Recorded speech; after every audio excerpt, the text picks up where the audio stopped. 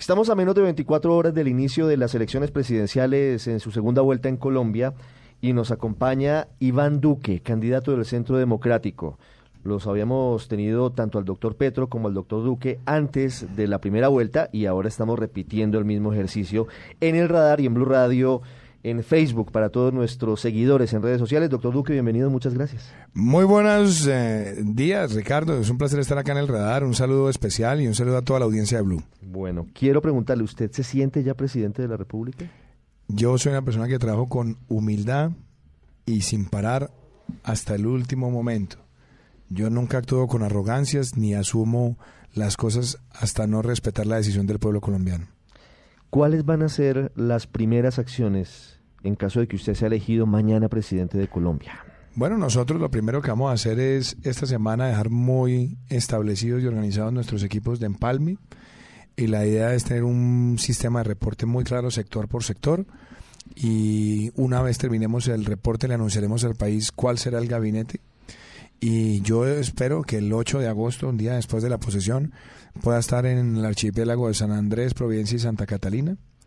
Voy a ir allá a manifestar primero que el Estado llega de nuevo con efectividad, tomar acciones para mejorar el servicio del Hospital Amor de Patria, revisar en detalle cómo podemos mejorar el servicio del cable submarino para la conexión de Internet, ver qué problemas tenemos también de infraestructura educativa y ver cómo podemos dotar también al archipiélago de un mejor número de especialistas para que las personas que tienen afectaciones de salud no tengan que hacer esos desplazamientos tan largos y tan costosos. ¿Le preocupa como presidente el tema del diferendo con Nicaragua? Me preocupa desde luego, me preocupa desde hace mucho tiempo. Me preocupa que la Corte Internacional de Justicia haya despojado a Colombia de un mar territorial que venía desde títulos de la corona, afectando terceros o tratados con terceros países. Me preocupa que se le haya aplicado a Colombia la Convemar cuando Colombia no es miembro de la Convemar, y por eso estoy de acuerdo con lo que ha sido la política de Estado, que es no aceptar el fallo. Y me parece a mí que lo que debemos buscar es, en consecuencia y en congruencia con eso, que cualquier disputa se resuelva a la luz del artículo 95 de la Carta de Naciones Unidas, que permite abordarlo de manera bilateral. Sí, se lo pregunto porque me llama la atención que el primer acto de gobierno, en caso de ser presidente, sea viajar a San Andrés. Es decir, que en este caso usted va a jugarse por San Andrés. Tenemos que jugarnos todos los colombianos por la defensa de nuestra soberanía, pero adicionalmente no es solamente el asunto del fallo, es también reconocer que San Andrés, Providencia y Santa Catalina son una parte importante de Colombia, y me parece que es una señal muy clara de respaldo a un lugar de nuestro territorio que se ha sentido olvidado. ¿Por qué dice usted que si es presidente no va a heredar los odios de nadie y no va a gobernar con espejo retrovisor? Porque en la política normalmente hay muchas rencillas. Hay muchas rencillas y uno no puede gobernar con rencillas de nadie, y uno tiene que buscar en este momento es pasar unas páginas de la vieja política, pasar unas páginas de la conflictividad política que ha tenido Colombia recientemente y situarnos es en el futuro, pensar en el futuro, avanzar hacia la unión de todo un país con una agenda en temas vitales como la agenda fiscal, la agenda de salud, la agenda de educación, la agenda de justicia, la agenda agropecuaria. Y me la voy a jugar por eso, porque el país tenga una gran agenda de reformas que nos dejen sentados unas políticas de Estado exitosas. Quienes dicen que hay temor en algunos sectores frente a la posibilidad de que su gobierno justamente use el retrovisor y se dedique, o pues en una parte de ello, a cobrar cuentas. ¿Eso no va a pasar? Yo no voy a cobrar cuentas con nadie. Yo no voy a llegar aquí a hacerle persecución a nadie. Yo voy a ser muy claro, vamos a hacer un proceso de empalme riguroso para tener muy claro el estado de las cosas y avanzar a mejorar estructuralmente nuestro país y hacerlo pensando en el futuro de nuestro país. Yo no voy a llegar aquí a desarticular más el ambiente político de nuestro país. Lo que sí quiero es hacer una gran reforma en la estructura, en el funcionamiento de la política, para que los ciudadanos se sientan de nuevo confiados en que tenemos unas instituciones al servicio del pueblo y no al servicio de las clientelas. ¿Qué reforma va a priorizar en el Congreso? Porque 4 años son poco para Yo todo creo lo que hay lo que que hacer. hemos hablado, hay un paquete de 6 o 7 reformas importantes, digamos, lo que son más complejas: la reforma fiscal, la reforma de salud, la reforma educativa, la reforma rural, la reforma pensional, la reforma judicial y todo el marco de lo que va a ser la lucha contra la corrupción. Y obviamente pues ya hay otros aspectos de la agenda legislativa que para mí son importantes. Yo quiero sacar adelante la cadena perpetua para violadores y asesinos de menores. Yo quiero sacar adelante devolverle a los colegios las cátedras de cívica y urbanidad.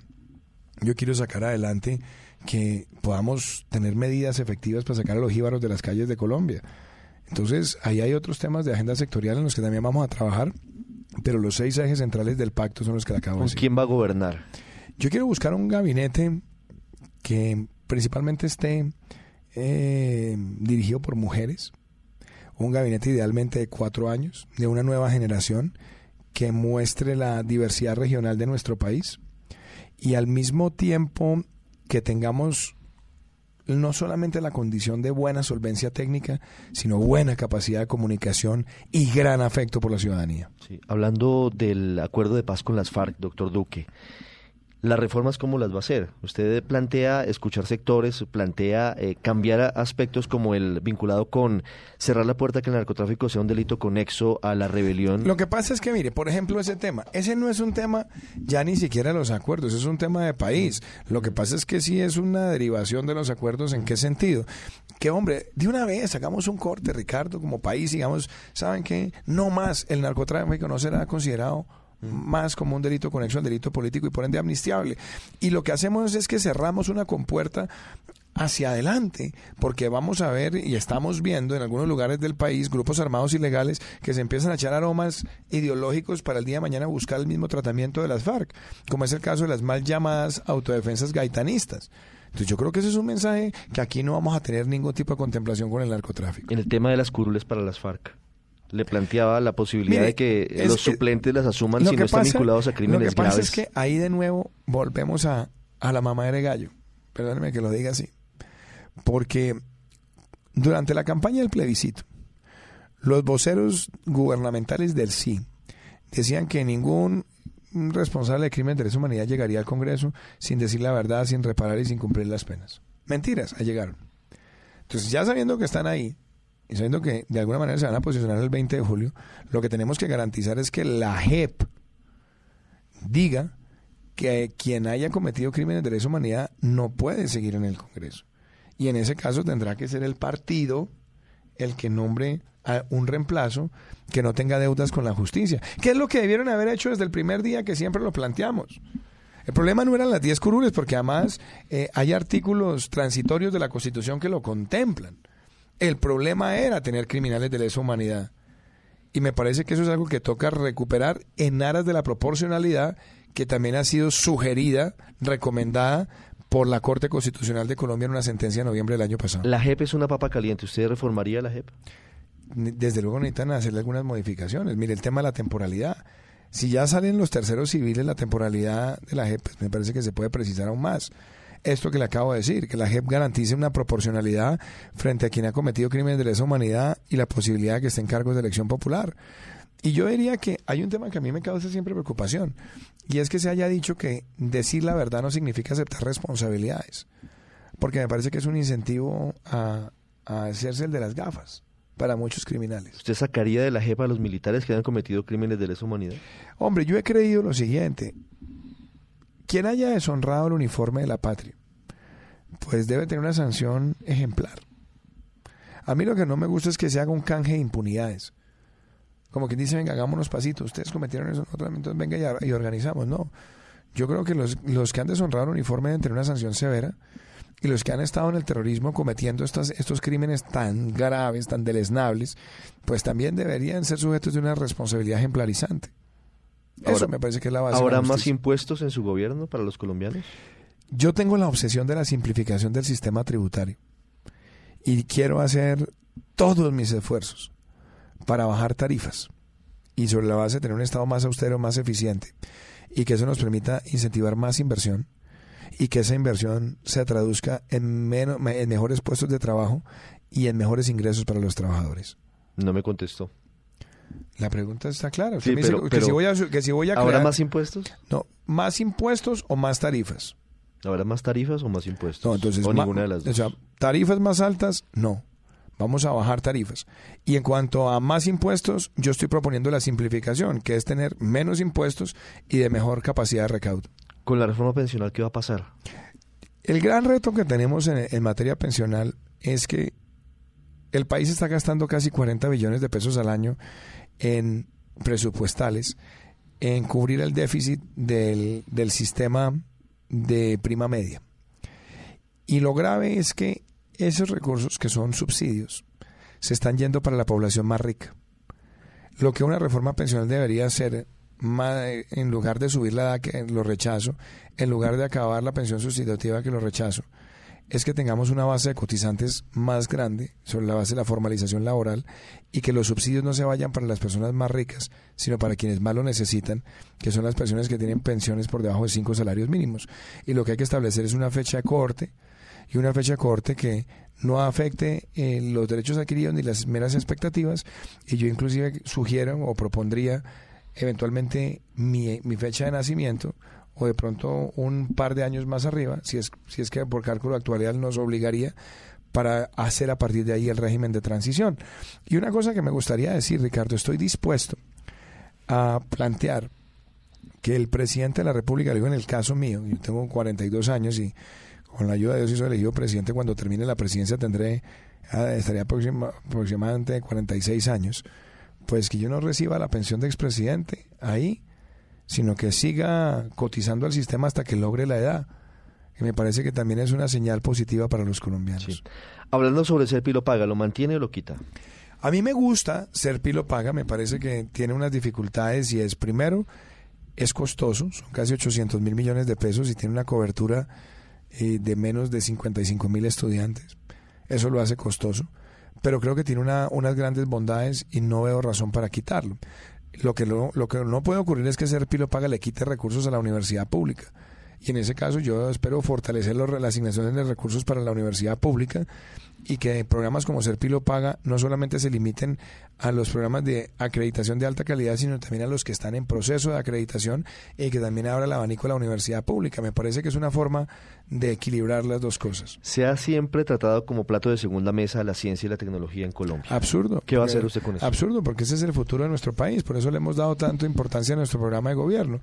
Y lo que yo quiero, en primer lugar, es que tengamos unos fondos mejor ordenados. Tenemos hoy en día el Fondo de Ciencia y Tecnología dentro del Sistema Nacional de Regalías totalmente distribuido en microcosmos en cada municipio. Eso terminó convertido en un foco de corrupción muy Entonces es grande. preferible tener un buen fondo grande, donde también esté en la supervisión el sector privado, la academia, los entes territoriales y el gobierno, y que haya un proceso concursal para que los recursos vayan hacia iniciativas que tienen impacto tecnológico, pero al mismo tiempo impacto en la generación de empleo, impacto en la transformación productiva del país. Que fondos como el Fondo Emprender, el Fondo Impulsa, tengan más capacidad, que nosotros tengamos en Bancoldex líneas especiales, y lo que yo he planteado, de pronto una exención del impuesto de renta por 5 años a quienes inviertan en Big Data, robótica, Internet de las Cosas, inteligencia artificial, economía naranja, entre otros, a cambio de generar un mínimo de puestos de trabajo de calidad en esos sectores. 3 preguntas finales porque usted está corriendo, está a punto de terminar ya la jornada del sábado y comienza la del domingo, día de elecciones. ¿Qué va a pasar con el ELN? El gobierno intenta llegar muy pronto a un cese bilateral con esa guerrilla y a un acuerdo marco, que en teoría lo que piensa el gobierno Santos, hablo del gobierno Santos, es hacerlo irreversible. ¿Usted qué haría con ese diálogo con el ELN si llega a tener Ricardo, ese escenario? Es que mire, el problema, y permítame que yo lo diga con mucho esparpajo. A mí nunca me ha gustado esa tesis de negociar en medio de las balas, porque me parece que termina dándole un incentivo a la violencia para que la violencia se convierta en un mecanismo de presión política. Cuando el ELN se ve en el espejito de los hermanitos mayores que son las FARC, se da cuenta que en los primeros años del proceso de La Habana, la FARC siguió arreciando con toda suerte de actos criminales y que no van a tener sanción. Entonces ellos se sienten como la agente 007, con licencia para matar. Y eso no lo podemos aceptar. Yo quiero que si el ELN tiene voluntad de desmovilización, desarme y reinserción, servir para que logremos ese propósito. pero creo que lo más creíble sería aplicar una concentración previa con supervisión internacional, rescatando algo que el mismo ELN aceptó en el 98 en Maguncia, en Alemania, en el gobierno de Ernesto Samper. Ellos aceptaron la concentración. Entonces, concentración previa con supervisión internacional, suspensión de todas las actividades criminales, un tiempo perentorio, y que nosotros podamos hacer eventualmente en la transicionalidad una reducción sustancial de la pena, pero no la ausencia de la pena. Sí, pero si usted hereda un cese bilateral, ¿lo levantaría?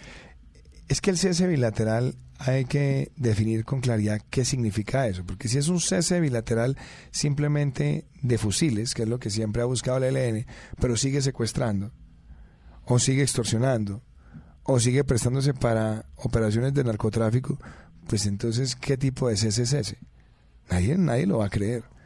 Por eso yo creo mucho más en el cese de todas las actividades criminales, y la forma más creíble de lograrlo es con la concentración previa. Hablando de relaciones internacionales, Estados Unidos está a punto de revelar el informe sobre cultivos ilícitos en Colombia, y se habla de que tendrá cifras de entre 220 y 240 mil hectáreas de hoja de coca sembradas. Es decir, usted va a asumir un país inundado de coca.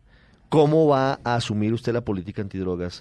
Con determinación, Ricardo. Primero, pues yo espero con los Estados Unidos desnarcotizar esa relación, pero obviamente pues hay una preocupación y es genuina, porque ahora mucha gente se ofende, que los gringos no vengan aquí a molestarnos. Me parece despectivo. Es que Estados Unidos nos dio a nosotros 10 mil millones de dólares para el Plan Colombia o más, y 10 millones de dólares después, cuando entran a revisar y se dan cuenta que el país tiene más área sembrada que la que teníamos cuando empezó el Plan Colombia, porque en los últimos años hemos dejado relajar la acción del narcotráfico, pues es un mensaje catastrófico, que además mina nuestra capacidad de generar confianza en el Parlamento de los Estados Unidos.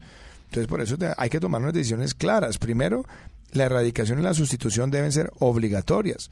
Que el narcotráfico no sea un delito conexo al delito político es fundamental, y que nosotros tengamos todos los instrumentos a la mano, entre ellos la aspersión, pero no puede hacerse aspersión con glifosato, hay que cambiar el químico.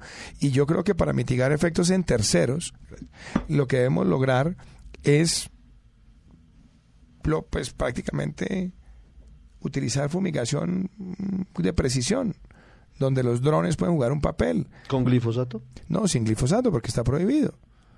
Es más, es curioso porque hoy en día el glifosato en Colombia está permitido para cultivos lícitos, pero está prohibido para el tema de la coca, por la concentración, es el argumento. Entonces hay que buscar otro químico, pero de pronto también mitigar los efectos en terceros, y para eso la fumigación con drones puede jugar un papel importante. ¿Movería la embajada de Colombia en Israel a Jerusalén? Eso causó mucha controversia, quizás por alguna forma en la que se malinterpretaron mis mensajes, porque yo creo que el mundo debe contribuir a la paz del Medio Oriente.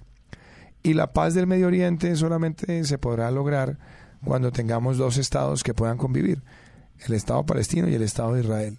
Y yo pienso hacer todo lo que contribuya, en lo que a Colombia respecta, para que esa solución de los dos estados y de la paz en el Medio Oriente sea una realidad. Y en ese caso, cualquier tipo de decisión diplomática tiene que tener ese propósito. Si no tiene ese propósito, pues no se hará. Es decir, todavía no sabe si la va a trasladar o no la va a trasladar. Yo creo que más importante en este momento que el traslado es propiciar el encuentro de los dos estados. Para concluir, Venezuela, ¿usted llevará la crisis venezolana al Consejo de Seguridad de Naciones Unidas? La crisis venezolana es una crisis muy profunda. Lo que nosotros necesitamos es, con varios países de América Latina, tomar decisiones drásticas. Nos vamos de UNASUR, no más UNASUR. Pero eso está cantado más o menos, ¿no? Sí, yo lo vengo diciendo desde antes de que lo cantaran, lo empecé a cantar yo, porque es que UNASUR es un cómplice de esa dictadura. Que de pronto entre varios jefes de Estado reiteremos la denuncia de Nicolás Maduro ante la Corte Penal Internacional.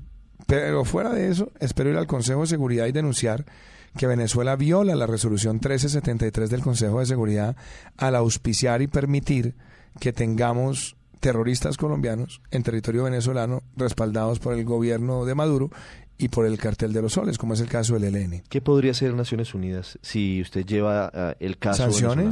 ¿Sanciones? ¿Usted apoyaría una intervención militar en Venezuela? Yo no estoy de acuerdo con una intervención militar.